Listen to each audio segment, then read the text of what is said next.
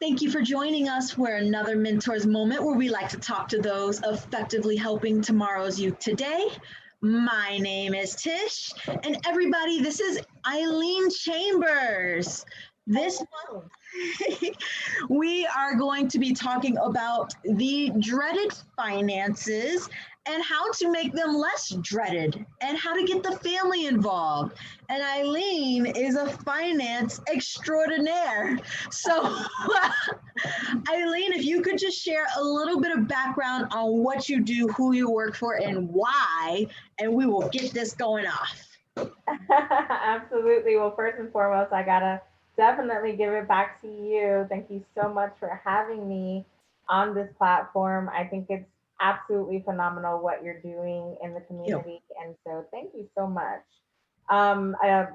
Like you said, my name is Eileen Chambers. I am here in Tampa, Florida, and I've been in the financial industry for about 15 plus years. Mhm. In the last 3 years, I have really stepped into more of a financial literacy type of role. And so help families with credit and finances, just giving them an education that, we normally don't get in our public schools. And so it's been a phenomenal journey. I started my company or started working with a company, partnered with them about 3 years ago. It's called United Credit Education Services. And then I launched my consulting firm just about 6 months after that. So, Chambers Capital Consulting is what I do business as. And, it's been just great. It's just been great to be able to help individuals, help families really understand the importance of credit and finances and not have it be such a taboo topic, right? Yes. Because it's usually a taboo topic. It's usually a sensitive topic, and we really shouldn't look at finances and we really shouldn't look at credit as a negative thing, because it can definitely be a positive thing, and it can definitely change someone's life. And you're also partnered with like a nonprofit that even goes to kids with this at the age of like as young as what is it, eight or second grade or what's the age range? Yes, yes. So I am partnered with the Youth Financial Literacy Program. They're a foundation out in Farmington Hills, Michigan, and they go to schools nationwide and teach kids from ages 8 to 18 on the importance of credit and finances. They have a phenomenal, what's called a YSL Mint program. It's about a 6 month program that we go into schools and we basically teach them the basics of, financing, credit, just Yeah. managing money, budgeting, savings, things that, again, our public schools, we don't have that kind of education. At least, I'm 35 years old. I never, got that education in school. I didn't even know what credit was until I hit 18. Yeah. And first thing, you do when you go to college is get a credit card because they're all over, the campus. And I didn't know what that really meant. I thought it was free money, Mhm. but it's not. And how you have to learn how to leverage it the correct way.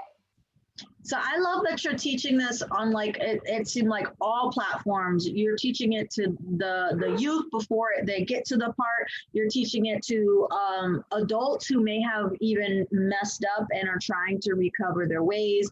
You're teaching them individual. You're teaching in groups. So like you know what you're doing is what we're establishing. Yes. Yeah, I love to teach parents, first Yeah. and foremost, that it's okay, that you go through credit and financial struggles in general, right? Um, and again, it's because we weren't taught. We just kind of Yeah. had to figure our way out. But we have the power now that we are adults, right? We have the power to kind of break that cycle of Yes. education, right? That lack of education. And we now have the power to really teach the next generation things that we didn't know to prevent them from making mistakes that we made in the past, right? And so that's really what my passion has been in the last couple of years. I love that because, I think that one of the biggest strains there are, and even one like number one reason for the divorce is it's usually financial, and the strains in the family, it trickles down when you are stretched to your thinnest and your tightest. Everything around you just feels strained. And so I love that we're having this conversation on how to just kind of release some of that tension, which is what you said. Number one is realizing it's okay. Like it's okay. We can work from here and then actually get to work from here. So I think one of the biggest things to do is actually conversate. How do you positively talk about money without fighting? Because that's yeah. I know. One of the biggest things, like you mentioned earlier, one of the biggest things that you see a lot of times when families break up, divorce happens in marriages, right, is because of finances. That's the number one culprit. Um, you know, I I'm a budget freak. So, for me, I come from a corporate world, and for me, everything is spreadsheets, right? I have to be very meticulous on, things. And, I really try to incorporate my husband in that. We sit down, we look at the spreadsheet together. We look at our bank accounts together. We look at everything, collectively. But everything is always together. There's never a one side to it. Um, and I believe in just being transparent, right? You just have to put everything on the table, have honest conversations. Yes, financial struggles can definitely leave individuals, with anxiety and, stress, and, we tend to take that out on the ones that we love the most. Right. But if you really just sit down and just have honest conversations, and, just really work at it together, have it be a partnership, not where one burden, is falling on one partner and not the other. Um, Mhm. it can definitely, it can definitely be a good thing for the household. And then even to incorporate the kids on that, right? There's, multiple ways that you can start to educate your children on the dollar, right? The importance of the dollar, and how it's earned and how it's leveraged. And, that's where a lot of moms do, allowances for chores and things of that nature. So, it's important to have those conversations and to really educate as a family, just, educate yourselves as a family.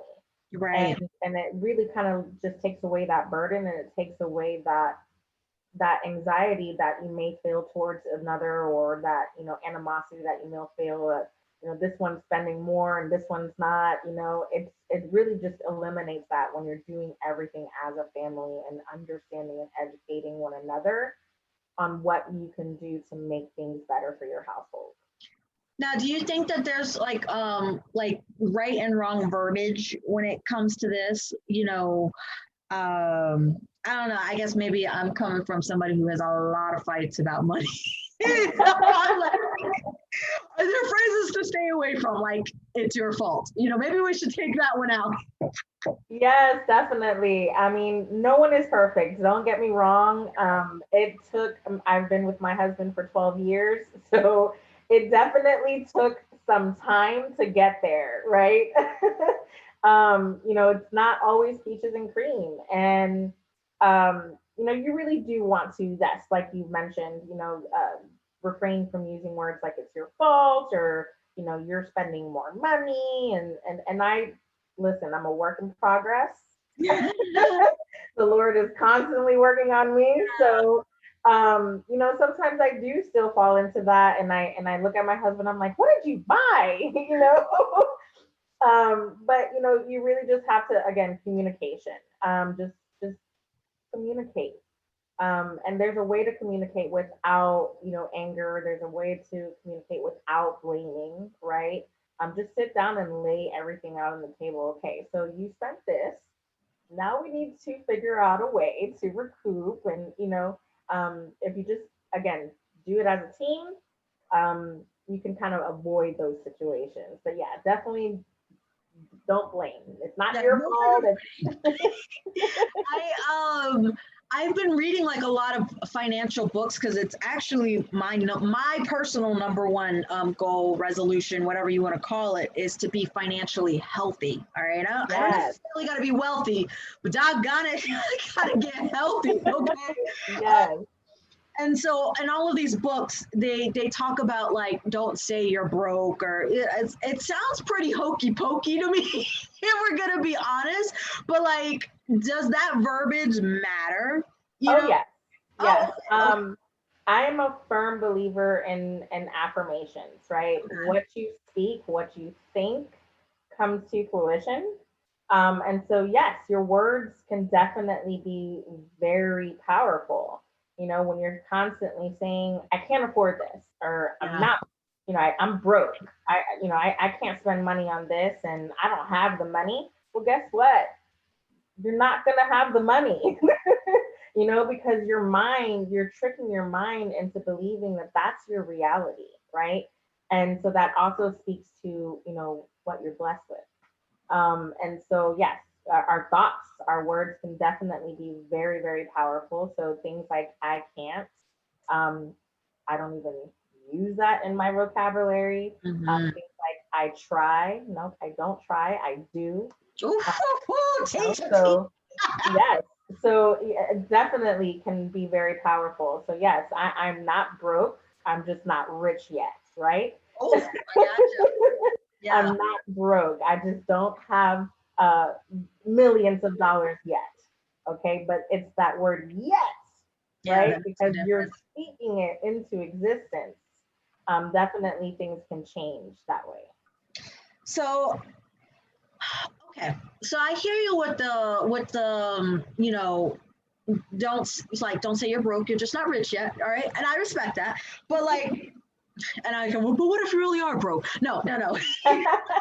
Mindset. But how do you explain to like a child, or they can't get something because at this moment you can't afford it, without making them either have a negative connotation about money, or making them feel poor, or making them feel guilty for wanting?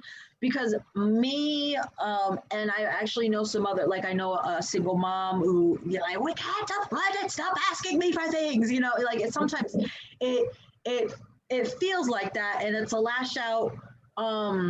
I would say more so, at the situation, the frustration that you can't do it for your child. So the situation is it's like, "Urgh," but then the child that was asking for it is kind of getting the brunt of it. Yeah. So do you get what I'm asking? So I mean, and this is where, again, it's important to do things financially as a family, Okay. because the earlier that you start to program, right? Because everything is a program. And the minute that we go to school and we Yeah. start learning things, your mind is being programmed to this information, right? So that's why I always encourage parents to start at as early age as possible. Start on helping your kids understand the importance of finances, right? Mm-hmm. And then also the importance on how to earn those Yes. finances, to earn those things, right? Um, because it really teaches kids the value of the dollar, and it really teaches kids on needs and wants, Mm, right? And yes. because as adults, right, because we didn't know about credit, we didn't know how to manage our finances. As teenagers, as young adults in college, we tend to go for what we wanted versus what we needed, Gotcha. right? And so if you really start to program your kids on understanding, okay, this is a want, and if you want this, how are you going to earn it? Woo, yes. I like that. Right? And so that's where allowances, things like that, chores, things like that, can really come into play, because, okay, we're at a store, you want a toy, great. Guess what? This toy's not going anywhere. It's going to be in the store. So let's come up with a strategic plan on how you're going to earn it. I love it. I love it. I think we as society, adults, we don't give children a lot of credit, I right? agree with that. I don't think that we, and it's for me, I'm Latina, right? So for me, my culture is like speak when you're spoken to. Yep. Adults are Face. speaking, children Yep. don't speak, right? That's kind of what's been ingrained in us, but we don't realize that that does something to a child. It does. That does, it kind of silences them when they're trying to really convey how they feel, what their thoughts are, and we just kind of dismiss it, like you said, right? They're usually dismissed, but I think we need to give children a lot more credit, and I think we again need to start teaching these things as early as possible, as early as them being able to comprehend numbers, comprehend words and sentences, budgeting, um, just understanding what things are worth, Yeah. right, and what's important, what's priority. Let's say they may need a book for school or they may need something for school versus a toy, right? So now you have to budget and save, Mm. and understand that your school is more important than the toy. So now we have to, understand priorities. And I think again that just it really just teaches kids to become better adults. Yeah. Yes. Um, what resources or tools are there to empower these kind of lessons and conversations? Like I've been seeing, and I have no idea, how it works. I've been seeing like these kid credit cards that you can get, and to me it scares the bejesus out of me because I come from a community where sometimes people be putting their light bill in their kid's name, and then the kids come up with jacked up credit. So the fact that they have a credit card at age whatever is like, well, is this good? Is this bad? Like, I get thinking about it just makes me sweaty. I think it's really up to I think it's really up to the parent what kind of parent it is. Because yes, I grew up in the day and age where, you know, kids the kids name was on the light bill, and I had a cable bill I think in my name at one time. And I wasn't even of age to have credit. But again, it just goes to that lack of education Yeah. our generation, right? And it's just preventing that from for future generations. So it is definitely a good thing. There are a number of resources out there. Yes, there are kid-friendly credit cards in which the parents have control over the limit that's on there. Um, but I personally don't think that that is something for smaller kids. I Right. think that would be something that's more beneficial for individuals that are a little bit more older, probably around 10 or so, or 10 or above. Um, what you can do is you can actually add your kids as an authorized user to your existing credit card. So if you're a parent that has decent credit, you can actually add them as an authorized user without even giving them a card. Mhm. Okay, what that basically does is it helps them establish credit history.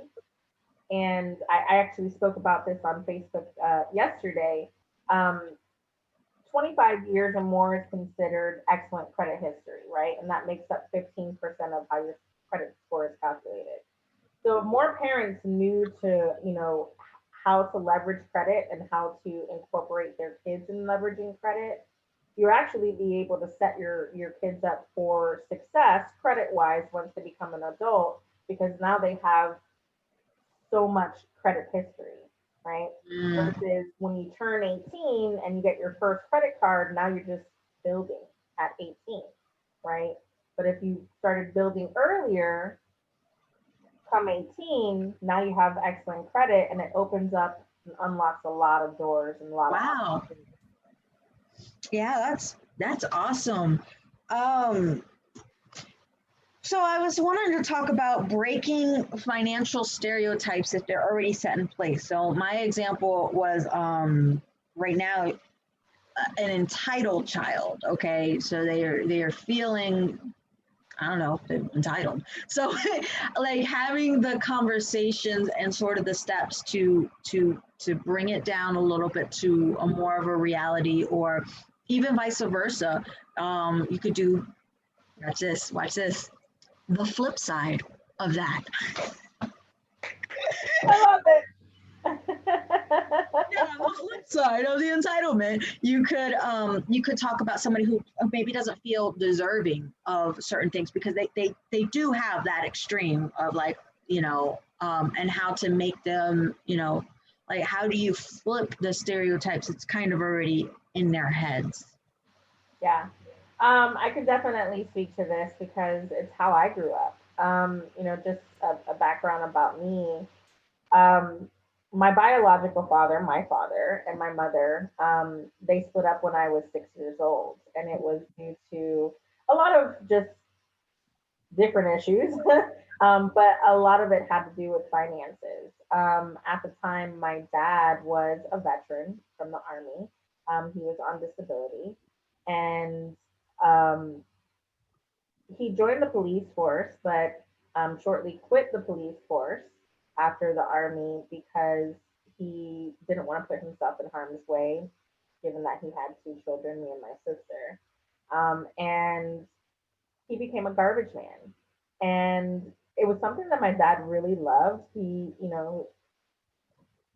A lot of people wouldn't think, garbage man, that's a career, but it was something that my dad really loved. And he was really good at what he did.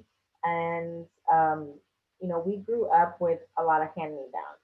Yeah. And unfortunately, when my parents first met before my sister and I were ever born, my dad was a successful business owner in New York, and my mom was accustomed to a certain lifestyle. Mm-hmm. And when you go from a lifestyle that you're accustomed to in a big city, coming down here to Florida, and it's kind of a retirement state, and you become a garbage man, you can definitely understand that there's some tension there in that relationship, and a lot of it surrounded the lifestyle, the finances, and everything. Um, so I grew up on hand me downs. I grew up on a lot of you can't have that because we can't afford it. Right. Then when my mom remarried after my parents divorced, my stepdad did very well for himself. He was a successful accountant, and we wanted for nothing, right? So the flip side of, you know, coming from my dad, living with my dad and my mom, and, not always getting the things that we wanted, not being able to afford a lot, to never wanting for anything. Yeah. It kind of does give you a sense of like, it's a weird sense of entitlement, right? Because it's like, well, if I live with mom, I can get whatever I want. Right. I can get whatever I want. I can do whatever I want because we can afford it. But if Right. I live with my dad, it's a struggle, and so I've kind of lived both sides of that. Yeah. Um, so, and just going back and kind of reliving that in my head, it can definitely do something to a child.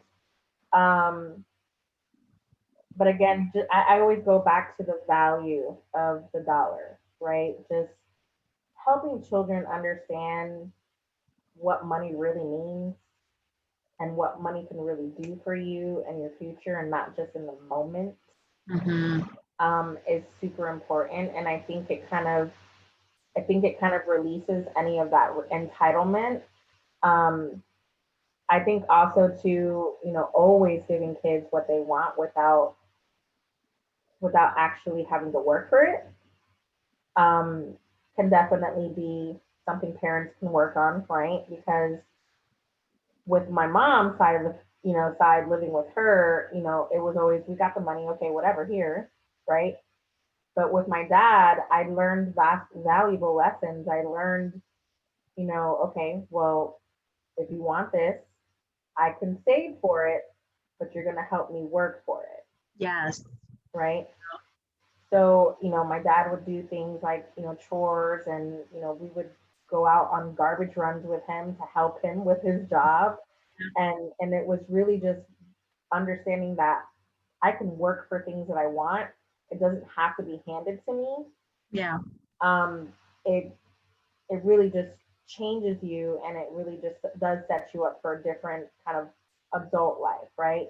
Because I learned that from my dad. I never went into anything like a job or anything feeling like I can do this job. I think I deserve this pay, right? Right. It's one thing to know your worth, but there's another thing to work for your worth. Yeah. Right. So I think that really speaks volumes in regards to entitlement. Really, again, just going back to the value of the dollar, and helping your kids understand not everything is going to be handed to them, even if you have the means for it. They need to work for it. Yeah.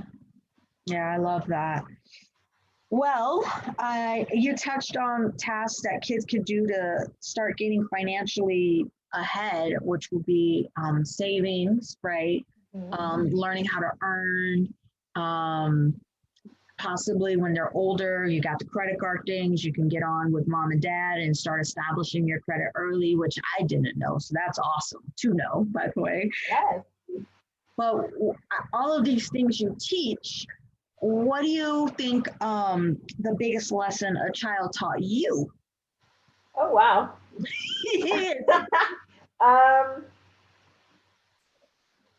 Humility. Oh, yes, you're right about that. Humility. Kids have a tendency to knock it down to here because they're so honest. Yes. Yeah. Most kids don't have a filter. So, just being humble. Like I said, I come from two sides of the spectrum. I come from a family that doesn't have a lot, and I come from another side of the family that, is not rich by any means, but they don't want for anything. Right. So we're fortunate. We're grateful for that, for the blessings that we've been able to, come out in life. And we understand that not everybody has that. So, giving back is definitely something kids have taught me, just being very generous and humble. Yeah. Well, thank you for that. Eileen, where can people find you if they need credit help or financial help or just help? Help. Well, I am located in Tampa, Florida, but I do service the United States, all 50 states, including Puerto Rico and the Virgin Islands. You can reach me at 813-407-3088, or go to my website, creditchambers.com. I'm on Facebook, Instagram, you name it. I'm on social media. So look, I love to help. I love just really educating people. All right. Well, there you guys have it. So if you found this video of value and worth, subscribe, like, and share. And comment below what your favorite tip is. So I would love to see that. And I would love to see you guys back next month for Marsh's Mentors Moment. Bye.